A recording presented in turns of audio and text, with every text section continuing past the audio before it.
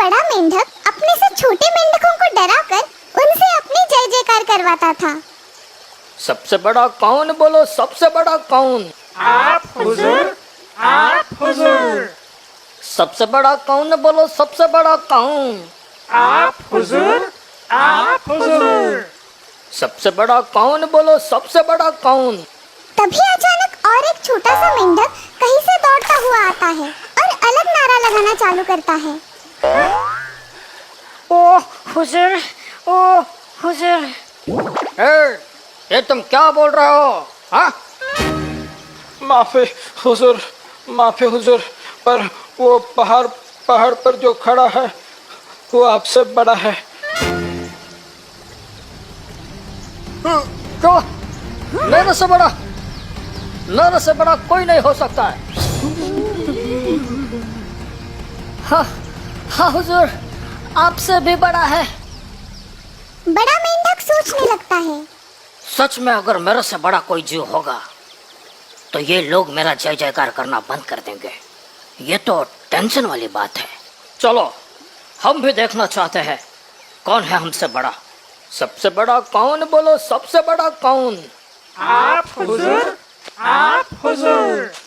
सबसे बड़ा कौन, बोलो सबसे बड़ा कौन? आप हुजूर, आप हुजूर। अरे ये तो सच में मुझसे बड़ा है। हुजूर, आप उसके सामने कितने छोटे लग रहे हो। बड़ा मेंढक गुस्से से लाल हो जाता है। हाँ, अरे इसमें कौन सी बड़ी बात है? मैं तो इससे भी बड़ा हो सकता हूँ। क्यों हुआ कि नहीं मैं उस गौ जितना बड़ा? हाँ? नहीं, नहीं।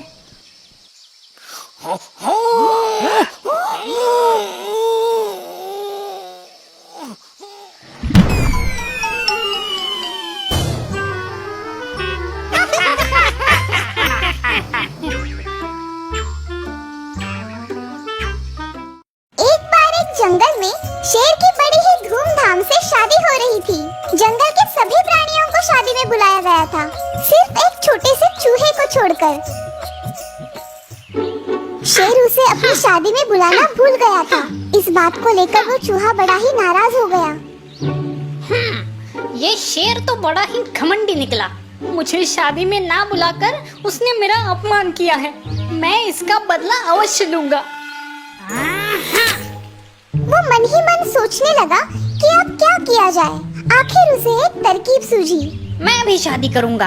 हाँ, मैं भी शादी करूंगा। बड़ी ही धूमधाम से करूंगा और उस शादी में शेर के अलावा सभी प्राणियों को न्योता दूंगा। हाँ, यही ठीक रहेगा। चूहे ने शादी करने का फैसला कर लिया और वो अपने लिए एक दुल्हन ढूंढने निकल पड़ा।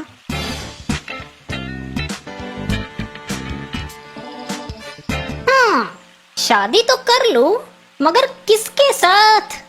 मैं किसी ऐरे गैरे से शादी नहीं करने वाला। मेरी दुल्हन तो उस घमंडी शेर की दुल्हन से भी सुंदर और शक्तिशाली होनी चाहिए। दुल्हन की खोज को लेकर चूहा चिंतित हो गया। वो सोच रहा था कि भला इतनी सुंदर और शक्तिशाली दुल्हन उसे कहाँ मिलेगी। ये सोचते सोचते वो चल ही रहा था कि उसकी नजर आसमान की तरफ गई।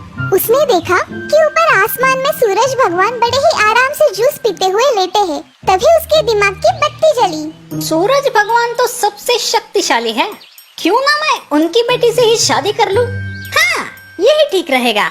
उनकी बेटी सुंदर भी होगी और शक्तिशाली भी। चूहा एक पेड़ के नीचे ध्यान लगाते हुए बैठ गया और सूरज भगवान की आराधना करने लगा। ओम सूर्याय नमः, ओम सूर्याय नमः, ओम सूर्याय नमः। सूरज भगवान को आश्चर्य हुआ कि भला एक नन्हा सा चूहा उनकी आराधना क्यों कर रहा है। वे चूहे के सामने प्रकट हुए। बोलो नन्हे से चूहे, तुम मेरी आराधना क्यों कर रहे हो? भगवान, मैं शादी करना चाहता हूँ। अरे वाह, ये तो बड़ी अच्छी बात है, लेकिन इसमें तुम्हें मेरी मदद क्यों चाहिए? क्योंकि मैंने ये प्रण किया है भगवान कि मैं दुनिया की सबसे शक्तिशाली व्यक्ति की लड़की से ही शादी करूंगा और आप इस दुनिया के सबसे शक्तिशाली व्यक्ति हो, इसलिए मैं आप ही की बेटी से शादी करना चाहता हूँ। सूरज भगवान सोच में पड़ गए। भला एक चूहे से वे अपनी बेटी की शादी कैसे करवा सकते हैं? ये चूहा तो पागल हुआ लगता है। भला मेरी बेटी और इससे शादी करेगी? किसी भी तरह से इससे छुटकारा पाना ही होगा, मगर कैसे? तभी उन्हें एक तरकीब सूझी। वे बोले, ये तो बड़ी ही अच्छी बात है कि तुम मेरी बेटी से शादी करना चाहते हो। तीनों लोकों में ढूंढने पर भी तुम्हारे जैसा दूल्हा मेरी बेटी को नहीं मिलेगा। सूरज की ये बात सुनकर चूहा मन ही मन बड़ा खुश हुआ। उसके मन में शादी की शहनाइयां बजने लगी।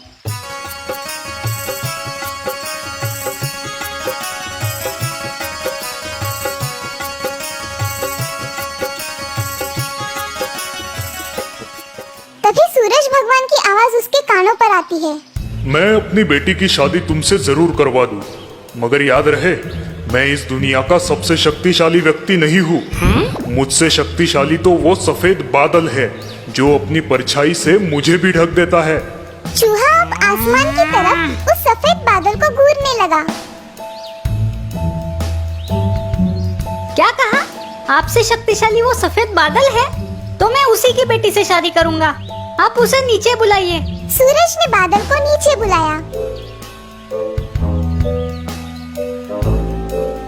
मैं आपकी बेटी से शादी करना चाहता हूँ क्योंकि आप सबसे शक्तिशाली हो।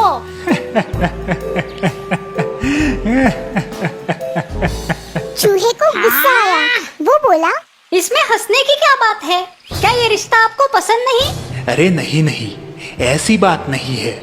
आप जैसा दूल्हा तो नसीब वालों को ही मिलता है। मैं तो बस इतना ही कहना चाहता था कि मैं इस दुनिया का सबसे शक्तिशाली व्यक्ति नहीं हूँ। मुझसे शक्तिशाली तो ये हवा का झोंका है जो अपनी एक फूंक से मुझे कोसों मैल भगा सकता है। अच्छा, ये बात है। तो फिर मैं हवा की बेटी से शादी करना चाहता हूँ। आप कृपया उसे यहाँ बुलाइए। फिर हवा को वहाँ पे बुलाया गया। हवा के सामने भी चूहे ने अपनी शादी का प्रस्ताव रखा। हवा ने मुस्कुराते हुए जवाब दिया, ये तो मेरा अहोभाग्य होगा, लेकिन महाशय मैं इस दुनिया का सबसे शक्तिशाली व्यक्ति नहीं हूँ। मुझसे शक्तिशाली तो पर्वत है जो मेरा रास्ता रोक सकता है। आप उसी की बेटी से शादी कर लीजिए। चूहे को ये बात पसंद आई। उसके कहने पर पर्वत को भी वहाँ बुलाया गया। मैं आपकी बेटी से शादी करना चाहता हूँ। क्या आपको कोई एतराज है? अरे नहीं नहीं, भला मुझे क्यों एतराज होगा? पर आपको बता दूं, मैं सबसे शक्तिशाली नहीं हूँ। क्या बात कर रहे हैं? तो फिर आपसे भी शक्तिशाली और कोई है? हाँ है। मेरे पर्वत के शिखर पर एक मोटा सा काला चूहा रहता है। वो इतना शक्तिशाली है कि मुझे भी अपने दांतों से कुरेद सकता है। उसने मुझे कुरेद कर मेरे पेट में एक बड़ा सा सुरंग बना दिया है और अपने परिवार के साथ वो वहाँ रहता है। आपको उसी के बेटी के साथ शादी कर लेनी चाहिए क्योंकि वो मुझसे भी शक्तिशाली है। अगर ऐसा है तो फौरन मुझे उस मोटे चूहे के पास ले चलो। मैं उसकी बेटी से शादी करूंगा। इस तरह से सभी लोग उस मोटे चूहे के घर आ पहुँचे। मोटे चूहे ने सबका स्वागत किया। मोटे चूहे की बेटी जब उस नन्हे चूहे के सामने आई तो उसे देख नन्हा चूहा एकदम से लट्टू हो गया। वो उसे बहुत ही पसंद आई। उसकी आंखों में जैसे गुलाब के फूल खिल उठे। सबने उसके विवाह का प्रस्ताव उस मोटे चूहे के सामने रखा। उसने फौरन हाँ कर दी और फिर बड़े ही धूमधाम से उस नन्हे चूहे की शादी उस मोटे चूहे के बेटी से हो गई।